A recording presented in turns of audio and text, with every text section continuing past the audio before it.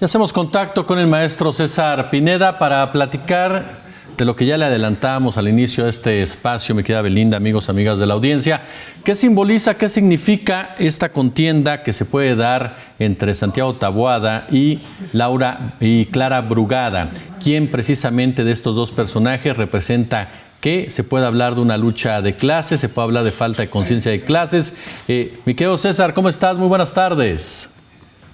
Buenas tardes, gracias por la invitación. No, hombre, gracias a ti, como siempre, amigo, por aceptarlo. Oye, pues la primera pregunta que te haríamos es precisamente si en la boleta aparecen Clara Brugada y Santiago Taboada, después de lo sucedido en el 2021, cuando se habló de que la Ciudad de México había quedado dividida entre Oriente y Poniente, ¿se puede entender como una especie de lucha de clases? ¿Se exagera cuando se cae en este término? ¿Qué dimensión le damos a dos personajes tan particulares en una contienda y dos personajes forjados realmente, tanto uno en la derecha y otra en la izquierda?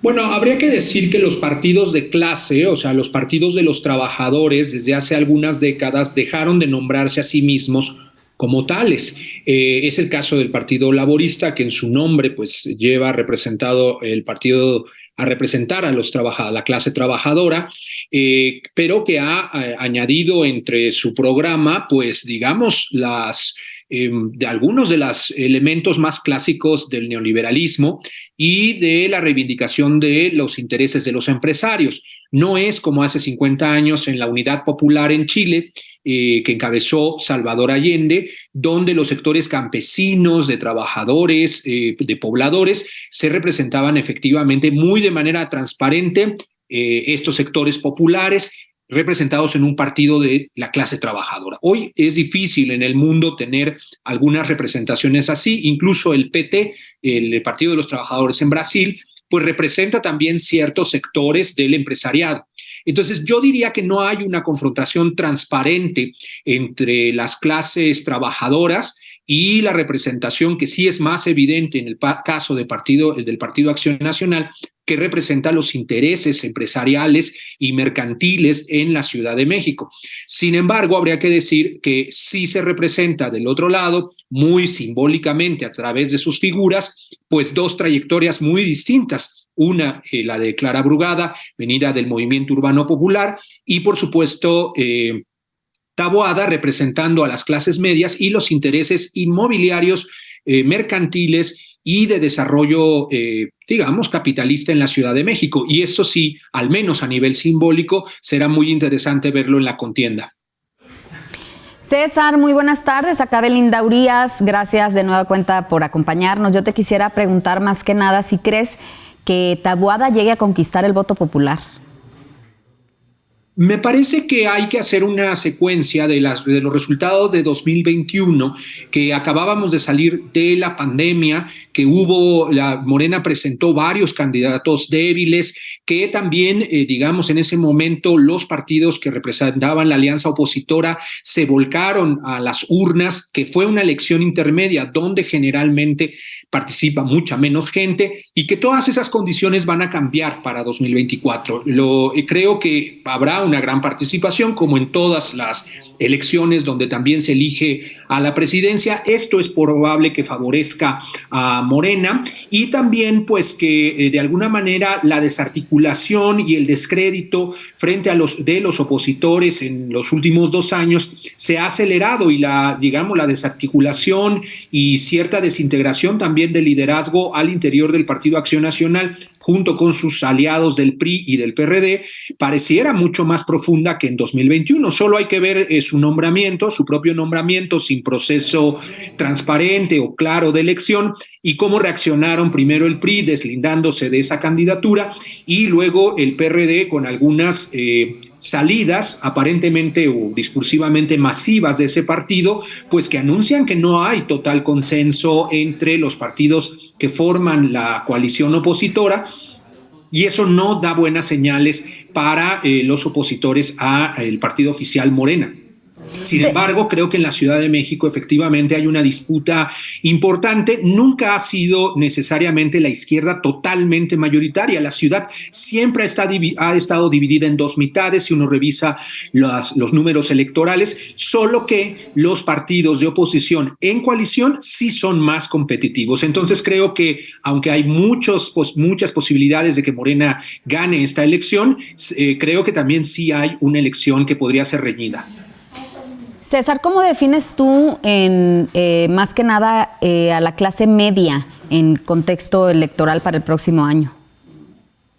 Bueno, esto es un mito también. Las clases medias no son un sector organizado que tiene una posición única, se reúne y decide apoyar a un partido. Es decir, hay ciertas tendencias, si uno revisa los números, en 2018 Morena y el hoy presidente López Obrador también tuvo el apoyo de los sectores medios. El PRI ha tenido a veces el apoyo de sectores populares, desde hace mucho los ha perdido, también en Ciudad de México. En fin, las clases medias en general, me parece, aunque sí puedan tener una tendencia a votar por Acción Nacional, habría que hablar o decir que son clases medias acomodadas y que la clase media, si algo nos puede decir políticamente, es que está dividida. Eso es muy claro en la intención por sectores. Hay varias encuestas que nos indican, por ejemplo, que a nivel de profesores, es decir, por sector, por oficio, por profesión, entre los estudiantes universitarios y los profesores universitarios, quizá un elemento sintomático de lo que podría ser esa clase media ilustrada, prácticamente están divididos a la mitad. No así en otros sectores como las mujeres o los ancianos, ¿no? Sectores etarios y de género, donde el apoyo a Morena es mucho más amplio. Entonces, yo podría decir que las clases medias en realidad no tienen una voluntad política unívoca. Esto no es lo que va a determinar necesariamente la elección, porque además debemos recordar que la Ciudad de México, en efecto, el oriente y el nororiente, yo diría, es un caudal de votos muy importante donde Morena y, digamos, la representación de las clases populares es mucho más evidente en Morena, podría determinar si el resultado electoral el próximo año. Oye, César, al principio platicábamos de este asunto de la lucha de clases. ¿Falta conciencia de clase en el votante en la Ciudad de México? ¿Y qué tanto impacta esto al momento de definirse o inclinarse por algún candidato? Yo creo que es función precisamente de los partidos dirigir esta conciencia de clase, que es un concepto un poco viejo, pero que evidentemente tiene que ver con cómo se votaba incluso durante todo el siglo XX, por los intereses de los trabajadores o al menos de las clases populares, en contra de los intereses de las clases dominantes, hay que decirlo, de las clases acomodadas, de las clases propietarias y en lo que en el siglo XX también se llamaba la burguesía. Y en efecto yo creo que hay poca claridad en relación a los intereses encontrados que hay. Yo diría que es también responsabilidad, al menos del partido progresista o que se dice de izquierda, aleccionar, educar, politizar en torno de esos intereses comunes, porque programáticamente debería ser mucho más claro que Morena defiende ciertos intereses que son propios de las clases trabajadoras, de las clases populares, de los pobres si se quiere, y que hay ciertos intereses de las clases empresariales que afectan a todos los ciudadanos, no solo a los pobres. Esto sería, por ejemplo, tener un programa mucho más claro para contener y regular al cártel inmobiliario, para contener y regular la mercantilización y la urbanización de mercado que es invasiva, como el clásico proyecto Mítica en el sur de la ciudad, proteger las tierras y usos de suelo campesinos que todavía existen en el área metropolitana y en la Ciudad de México. En fin, una serie de puntos que dejarían mucho más claro que se protegen intereses colectivos, intereses de la gente más pobre, y que Morena tendría que proponer precisamente para tener mayor conciencia de clase un programa aleccionador donde ubique claramente cuáles son estos intereses encontrados y quizá, como otros partidos socialdemócratas, ver cuáles son los intereses que podrían ser comunes. En muchos de estos casos, la gente también en Ciudad de México está luchando y debería incorporarse algunos de estos elementos al programa de Morena. Finalmente, César, y agradeciéndote por supuesto estos minutos, ¿qué tan peligroso es dividir en un momento dado a la Ciudad de México bajo esta explicación que tú magistralmente nos das en este tema de clases? ¿Es peligroso, no es peligroso, es riesgoso en un momento dado? ¿Y quién gana, a final de cuentas, cuando se cae en esta división?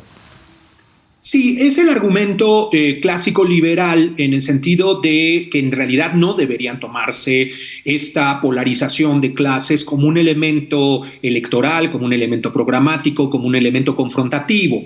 El problema es que esas contradicciones existen, es decir, las contiendas electorales en general en el mundo tienden, y también los partidos socialdemócratas, progresistas o de izquierda, tienden ahora para que precisamente ganar el centro del electorado, el centro ideológico, si se quiere, el centro de las clases sociales con la clase media, ganar a estos sectores, pareciera necesario aminorar y moderar un discurso muy confrontativo.